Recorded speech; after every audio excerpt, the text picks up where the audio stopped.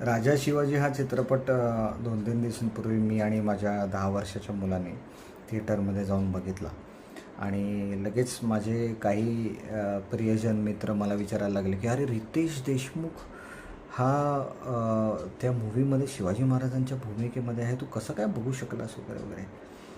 तर माझं उत्तर एकच असतं कायम नेहमीप्रमाणे की शिवाजी महाराज, संभाजी महाराज किंवा मराठा साम्राज्यातील कोणताही योद्धा याचं कोणताही मूव्ही, कोणतंही नाटक, कोणतीही गोष्ट ही आम्ही बघतो, कारण आम्हाला विशेष प्रेम आहे आणि ते प्रेम टिकवून ठेवण्याचं काम आम्ही करतो.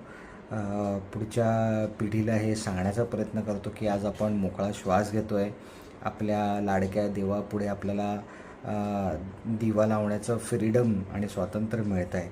ते कोणामुळे मिळतं आहे, तर ह्या लोकांमुळे मिळतं आहे, ह्या लोकांच्या त्यागामुळे मिळतं आहे, हे सांगण्याचा आम्ही प्रयत्न करतो.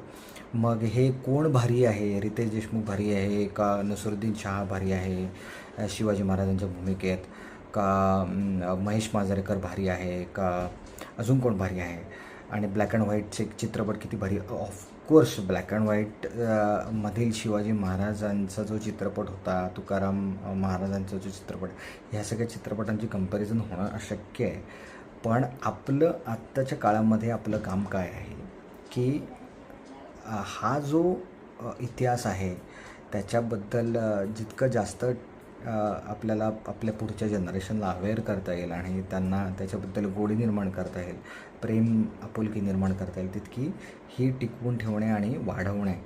कारण त्यांना म्हणजे हे बाहेरचे जे फॉरेनचे जे हिरो आहेत, आयर्न मॅन, बीन मॅन आणि अजून कोण असतील ते एटसेट्रा एटसेट्रा, तर ते आपले हिरो नाही आहेत. आपले हे खरे हिरो हे आहेत, हे सारखं त्यांना समजावून सांगण्याची गरज आहे आणि ते आपण करत राहायचं. आणि दरवेळेसप्रमाणे जेव्हा ह्या चित्रपटातसुद्धा अफजल खानाचा वध हा जेव्हा दाखवला गेला तेव्हा आपोआप प्रेमापोटी डोळ्यातून पाणी येतं म्हणजे माझ्या तरी आलं. आणि मला फार विशेष अभिमान असं वाटला की माझ्या मुलाच्या डोळ्यातून पाणी आलं. म्हणजे हे कशामुळे येतं, हे काही स्क्रिप्टमुळे आणि चित्रपटामुळे येत नाही, हे आपल्या मराठा साम्राज्याच्या प्रेमापोटी येतं आणि हे प्रेम आपल्याला इथून पुढे टिकवून ठेवायचं आहे. आणि अजून गोष्टी, छोट्या छोट्या गोष्टी घ्या, अजून बरेच सारे विषय आहेत. सगळ्या जणांनी चित्रपट ह्याच्यावरती बनवा, अधिकाधिक नाटकं करा, ह्याच्या बाबतीमध्ये अधिकाधिक कथावाचनाचे एपिसोड्स करा. आणि आमच्यासारखे अनेक लोक असतील की जे पहिल्या दिवशी तुमच्या